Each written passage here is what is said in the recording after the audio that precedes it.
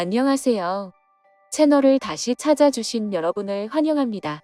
오늘은 과거부터 많은 논쟁이 있었던 질문을 다뤄볼 예정입니다. 바로 닭이 먼저냐 달걀이 먼저냐 라는 질문입니다. 이 질문은 고대 그리스에서부터 시작된 질문으로 위대한 철학자 아리스토텔레스, 아우구스티누스, 아퀴나스도 이 질문에 대해 고민했습니다. 이 질문은 단순한 생물학적 진화의 문제를 넘어 시간과 원인, 결과에 관한 철학적인 고민을 내포하고 있습니다. 닭이 먼저냐 달걀이 먼저냐? 라는 질문은 원인과 결과가 뒤섞여 선후, 관계가 명확하지 않은 사건과 현상에서 등장하는 질문입니다. 이 질문은 오랜 세월 동안 사람들 사이에서 많은 논쟁거리가 되어왔습니다. 어떤 사람들은 닭이 먼저라고 주장하고 어떤 사람들은 달걀이 먼저라고 주장합니다. 그리고 또 다른 사람들은 이 질문 자체가 너무나도 어리석다고 생각하기도 합니다. 하지만 명확한 정답이 없기 때문에 이 질문을 통해 우리는 생각의 깊이를 더해갈 수 있는 기회를 가집니다. 우리는 이 질문을 과학과 철학 두 가지 관점에서 살펴보려고 합니다. 우선 과학의 관점에서 살펴보겠습니다. 생물학적으로 보자면 달걀은 닭이 낳는 것이 맞습니다. 그러나 진화론적 관점에서는 더욱 복잡한 고찰이 필요합니다. 예를 들어 고대의 닭의 조상은 어떻게 출현했을까요? 이 조상이 나타나기 전에 닭과 달걀이 있을 수 있을까요? 이런 점에서 우리는 닭과 달걀의 시간적 선후 관계를 생각해 봐야 합니다. 달걀이 있기 전 닭이 존재할 수 있었을까요?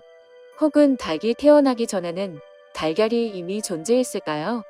시간적 순서와 원인과 결과의 관점에서 살펴보면 닭의 조상이 번식하는 과정에서 돌연변이가 발생해 닭의 형제를 가진 알이 만들어졌고 이 알이 부화해 자라 닭이 되었을 것입니다. 따라서 생물학적 관점에서 보면 달걀이 먼저가 될 것입니다. 지금까지 유전과 진화의 관점에서 닭과 달걀의 선후 관계를 살펴봤습니다. 이번에는 철학적 관점에서 살펴볼까요?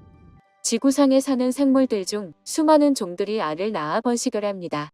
이런 생물들을 난생생물이라고 하는데 이 생물들이 낳은 모든 알들을 우리는 달걀이라고 하지는 않습니다. 여기서 닭이 먼저냐 달걀이 먼저냐라는 질문에 관한 철학적 문제가 발생합니다. 과학적으로는 조상의 유전자에서 돌연변이가 발생해 탄생한 알이 달걀이 되었다고 했습니다.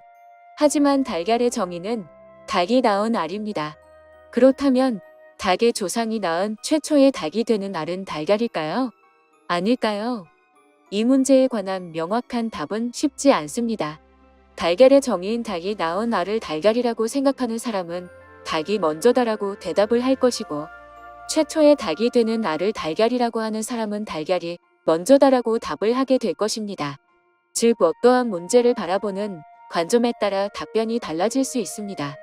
이런 관점의 차이 때문에 이 문제에 관한 명확한 답은 쉽지 않습니다. 다른 예를 들어볼까요? 순수한 물에 어는 점은 0도입니다. 물에 녹는 점도 0도입니다. 그럼 0도씨는 물에 어는 점일까요? 녹는 점일까요? 명확한 답은 없습니다. 에너지의 흐름에 따라 에너지를 얻는 과정이라면 녹는 점이 될 것이고 에너지를 잃는 과정이라면 어는 점이 되니까요. 닭이 먼저냐 달걀이 먼저냐?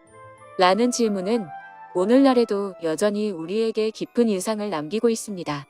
이 질문은 우리가 어떤 문제에 직면했을 때 하나의 답만 있는 것이 아니라 다양한 관점에서 살펴볼 수 있다는 상징적인 질문입니다. 문제의 접근 방식에 따라서 서로 다른 답변을 내놓을 수 있으니까요. 그래서 이 질문은 우리가 지적으로 성장하고 발전할 수 있는 계기와 생각을 넓히고 창의적인 해결책을 찾는 데 도움을 줄 수 있습니다. 여러분은 이 질문에 대한 답이 뭐라고 생각하시나요? 닭이 먼저냐 달걀이 먼저냐? 에 대한 답을 찾는 과정에서 새로운 통찰과 지적 호기심이 커지길 바랍니다. 이상으로 오늘의 주제였던 닭이 먼저냐 달걀이 먼저냐? 에 대한 이야기를 마치도록 하겠습니다. 감사합니다.